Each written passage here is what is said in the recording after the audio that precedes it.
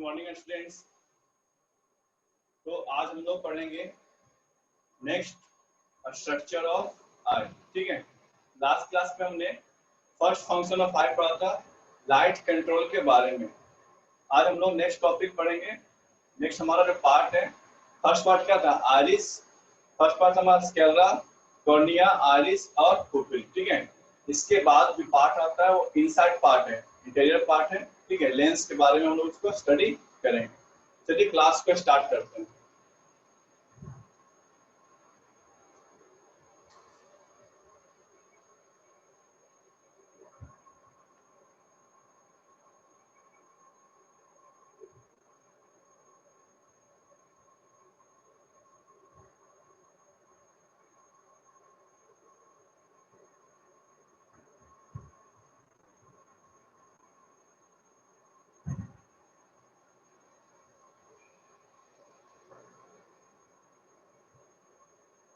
ठीक,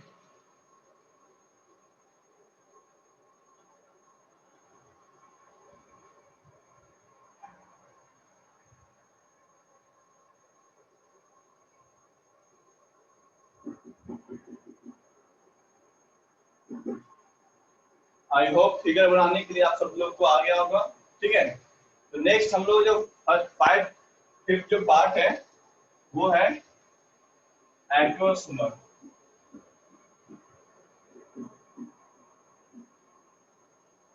ठीक है, एक्वासुमर क्या है? एक्वासुमर इज ए स्लाइन वाटर, एक नमकीन पानी है जो किसके बीच में रहता है? हमारा कॉर्निया और लेंस के बीच में। ठीक है, कॉर्निया और लेंस के बीच में एक स्लाइन वाटर प्रेजेंट है, उसको हम लोग बोलते हैं एक्वासुमर। ये क्या करता है? ये हमारे आई को नमी देता है। ठीक है, इट कीप्स आई मॉइस्ट, हमारे आई को अच्छे से फंक्शन करें उसके लिए आई को क्या होना? ड्राई नहीं होना है। तो एक्वासुमर क्या करता है? हमारे आई को मॉइस्ट करता है। इसको डिफाइन करते हैं, it is saline water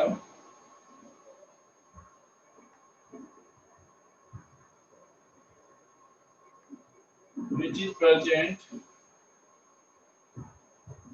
between cornea and lens.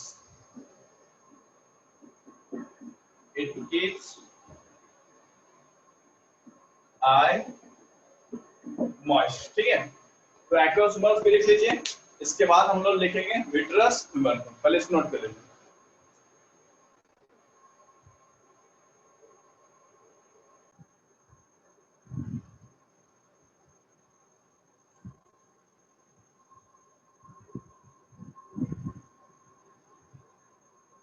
ठीक है, तो दूसरा जो लिक्विड प्रेजेंट है वो क्या प्रेजेंट है? लेंस और रेटिना के बीच में। ठीक है, पहला जो प्रेजेंट है यहाँ पर, इस पॉइंट पर क्या प्रेजेंट है? एक्वासुमर। दूसरा जो लिक्विड है इसका नाम है विट्रियस ह्यूमर। ठीक है, ये लिक्विड कहाँ पर प्रेजेंट है? ये लिक्विड हमारा लेंस और रेटिना के बीच में प्रेजेंट। ठीक है, विट्रियस ह्यूमर का बहुत ज्यादा इंपॉर्टेंट यूजफुल है। ये हमारे आई को फील करता है, यहाँ पर कोई पार्ट नहीं है। ठीक है, यहाँ पर क्या है? पार्ट लिक्विड है, तो उसको क्या करता है? विट्रियस ह्यूमर फील करता है। दूसरा क्या काम है? इसको राउंड शेप देता है। हमारा आई जो स्फेरिकल बॉल है वो किसकी वजह से है? विट्रियस ह्यूमर की वजह से। विट्रियस ह्यूमर को निकाल देंगे तो क्या हो जाएगा? उसका राउंड शेप चेंज हो जाएगा। थर्ड जो मोस्ट इंपोर्टेंट फंक्शन है, ये हमारे लाइट रे को डाइवर्ज होने से बचाता है। इनसाइड आई जब लाइट लेंस पे एंटर करती है तो रेटिना पर जब पड़ेगी, ठीक है, तो हमारा लाइट रे रेटिना पर ही पड़े, उसके लिए कौन रिस्पांसिबल है? उसके लिए रिस्पांसिबल है विट्रियस ह्यूमर। तो विट्रियस ह्यूमर काफी यूजफुल है, आपको इसको हमेशा याद रखना है। चलिए नेक्स्ट टॉपिक लिखते हैं, vitreous humour.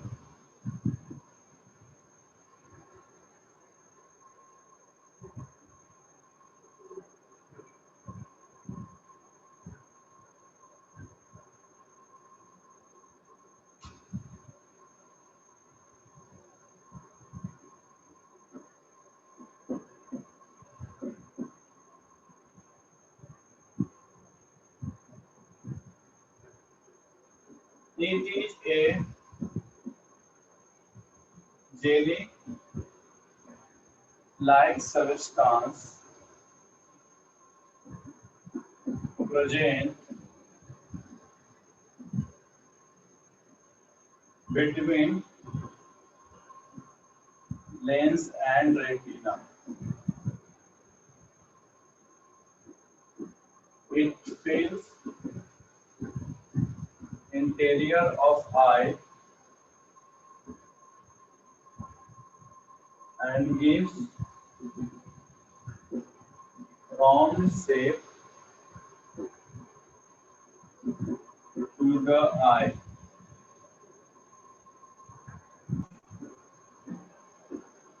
It has high refractive index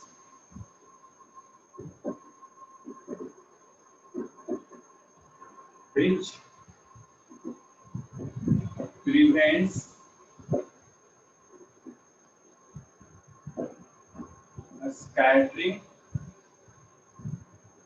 of light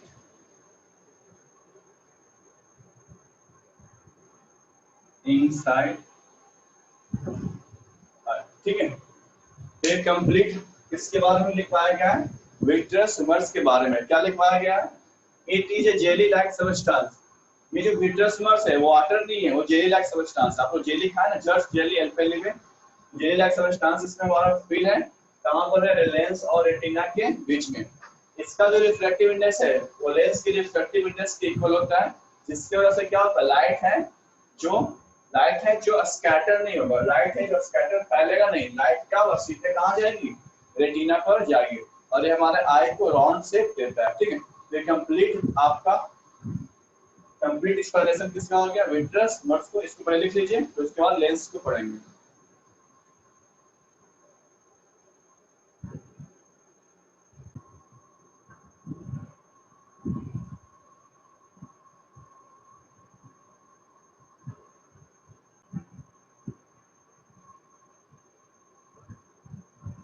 चलिए,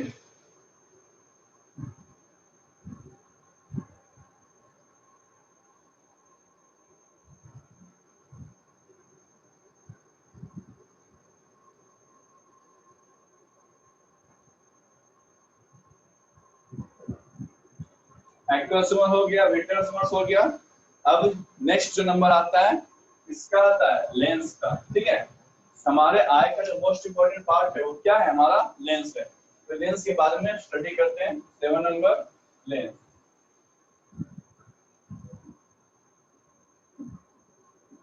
Behind pupil there is crystalline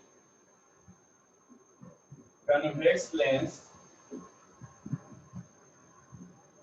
held in position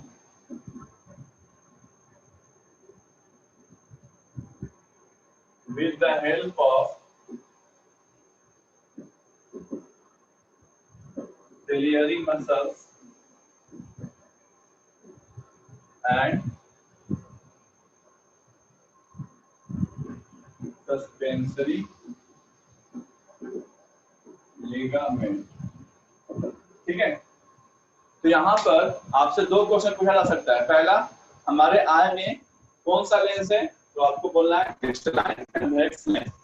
crystalline क्यों बोलते हैं? Because it has crystal like structure. आप लोग क्रिस्टल देखे होंगे ना, क्रिस्टल किसे कहते हैं? जैसे हम लोग, जैसे हो गया फिटकिरी हो गया या फिर शुगर हो गया, ये सब क्या सा होता है? कॉपर सल्फेट हो गया, सब क्रिस्टल लाइक सब्सटेंस होता है। ठीक है, क्रिस्टलाइन कन्वेक्स लेंस होता है। दूसरा, हमारा जो लेंस है अपने पोजीशन पर किस तरह से है? तो किसके हेल्प से है? सिलियरी मसल्स और सस्पेंसरी लिगामेंट्स। ठीक है, सिलियरी मसल सस्पेंसरी लिगामेंट्स का फिगर बना हुआ है। सिलियरी मसल सस्पेंसरी लिगामेंट्स क्या काम करता है? तो वो करता है एकोमोडेशन। पहले इसको लिख लीजिए, अपनी नेक्स्ट टॉपिक हमारा है accommodation.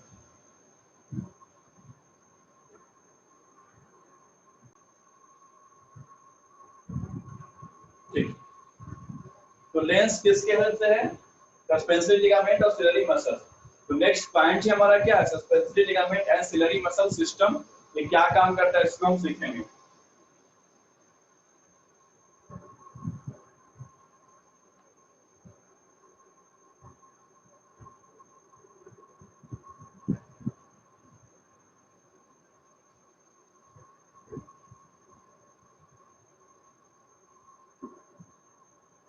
ciliary muscles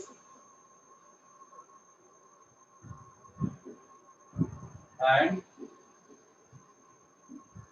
suspensory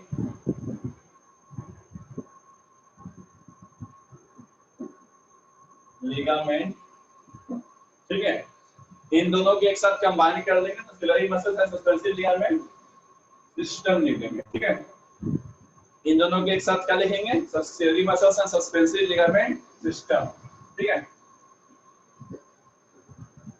it helps in changing the focal length of the lens, ठीक है। This process is called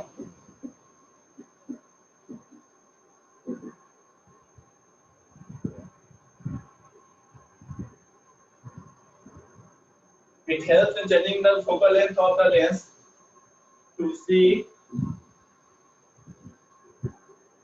nearby object and far off object clearly. This process is called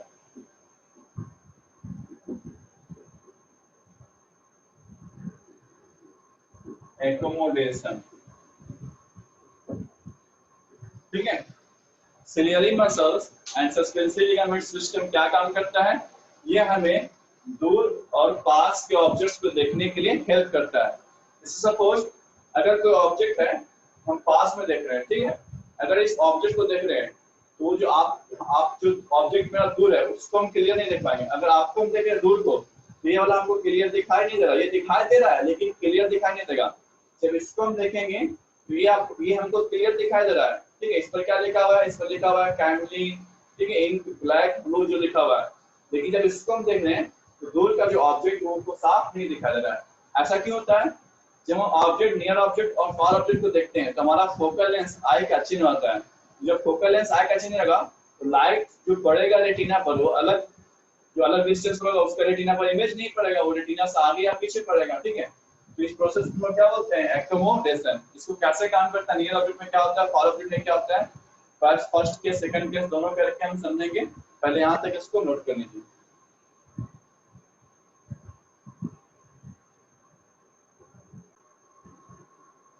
very good. तो देखते हैं एक्कोमोडेशन कैसे होता है, near object में कैसे होता है और फार ऑब्जेक्ट में कैसे होता है।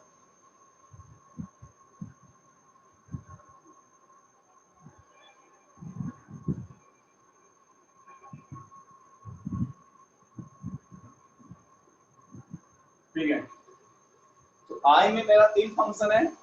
पहला फंक्शन था लाइट कंट्रोल और दूसरा फंक्शन है एक्कोमोडेशन और तीसरा है sensing and passing of given information. वो नेक्स्ट क्लास में हम लोग पढ़ेंगे। तो आज हम लोग सेकंड फंक्शन आई का पढ़ रहे हैं। कौन सा है? एक्कोमोडेशन।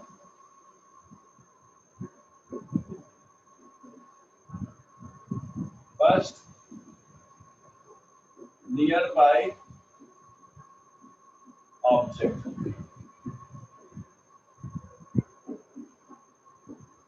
to see nearby objects, ciliary muscles contract so that the thickness of lens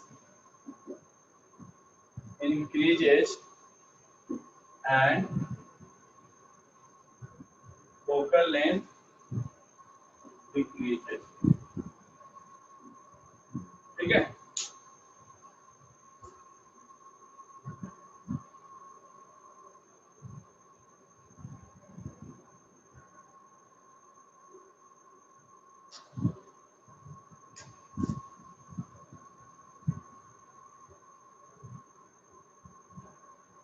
देखिए इस फिगर में हमारा जो लेंस है वो नॉर्मल है, ठीक। लेकिन सपोज अगर हमको आई को, हमारे आई को अगर कोई ऑब्जेक्ट नियर बाय ऑब्जेक्ट रखना है, ठीक है, ये ऑब्जेक्ट क्या है, नियर बाय ऑब्जेक्ट, अगर इसको देखना है तो हमारा जो आई का जो थिकनेस है वो क्या हो जाएगा, आई का जो थिकनेस है वो बढ़ जाएगा, आई का थिकनेस क्या हो जाएगा, बढ़ हो जाएगा, ताकि जो इमेज है, ताकि जो इमेज है वो कहाँ पर बने, रेटिना, ठीक है। इसका थिकनेस क्या हो गया, बढ़ गया, ठीक है, थिकनेस बढ़ गया। जब आई का जो लेंस का, आई का, आई की लेंस का जो थिकनेस बढ़ जाता है तो उसका फोकल लेंथ में क्या हो जाएगा, घट जाएगा। अगर थिकनेस ज्यादा रहता, सॉरी, अगर थिकनेस कम रहता, इसका जो फोकल लेंथ है वो क्या होता, ज्यादा होता। समझ में आ रहा है, थिकनेस के चेंज होने से क्या हो रहा है, इन दोनों का फोकल लेंथ चेंज हो रहा है। तो याद रखना आपको, क्या याद रखना है, अगर आपका ऑब्जेक्ट नियर बाय है, ठीक है, अगर आप नियर बाय ऑब्जेक्ट देख रहे हैं, अगर आप नियर बाय ऑब्जेक्ट को देख रहे हैं तो आई का जो थिकनेस है, ठीक है, इसको बोल सकते हैं थिक आई लेंस। क्या बोल सकते हैं इसको, थिक आई लेंस। लेकिन अगर आप दूर का ऑब्जेक्ट देख रहे हैं तो हमारा जो आई लेंस हो जाएगा थिन एंड लॉन्ग हो जाएगा, ठीक है, इसको बोल सकते हैं small and thick eye lens. यहाँ पर क्या है, ये small and thick eye lens, ठीक है, किसके हेल्प से हुआ है, सिलियरी मसल के हेल्प से। तो पहले इसको बनाइए, उसके बाद हम लोग पढ़ेंगे distant object, far of objects के बारे में।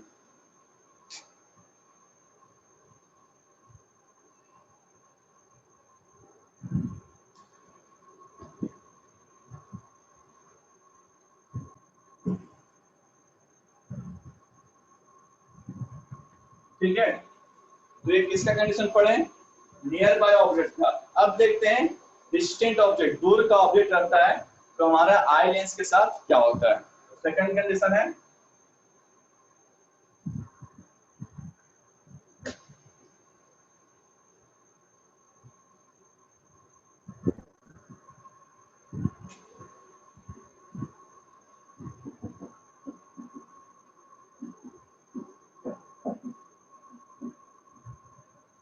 Distant object. डिस्टेंट ऑब्जेक्ट रहेगा तो हमारा सिलियरी मसल्स क्या काम करेगा, to see distant object our ciliary muscles dilate so that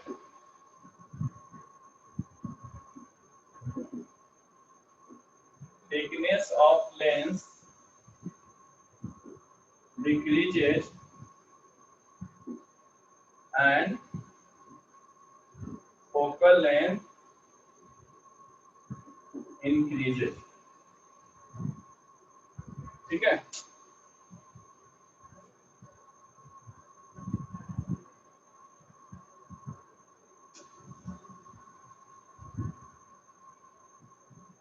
ठीक, अभी क्या करना है हमको, दूर से लाइट आ रही है, ठीक है, हमें देखना है दूर से डिस्टेंट ऑब्जेक्ट को देखना है। तो दूर से जो लाइट आती है, जो दूर से लाइट आती है वो पैरेलल लाइट आएगी, ठीक है, पास से आएगी तो डाइवर्ज होकर आएगी, दूर से आएगी तो उसको हम क्या कंसीडर करते हैं कि पैरेलल आ रही है। तो जब पैरेलल लाइट दूर से आती है, हमारा जो आई लेंस का थिकनेस है, आई लेंस का जो थिकनेस क्या हो गया, वो कम गया, थिकनेस कमा तो उसका लेंथ क्या हो गया, साइज क्या हो गया, बड़ा हो गया। अब ये आसानी से फोकल पॉइंट पर मिल जाएगी, ठीक है। अगर ये अपना लेंस का साइज चेंज नहीं करेगा तो इमेज कहाँ पर बनेगा, इमेज बनेगा रेटिना के आगे या फिर रेटिना के पीछे, ठीक है। तो ये डिफेक्ट हो गया, अगर ऐसा होगा तो डिफेक्ट रहेगा। अगर ये सही से काम नहीं कर रहा तो आई क्या हो गया, वो डिफेक्ट हो गया। उसको लिख लीजिए, ये कौन सा ऑब्जेक्ट है, डिस्टेंट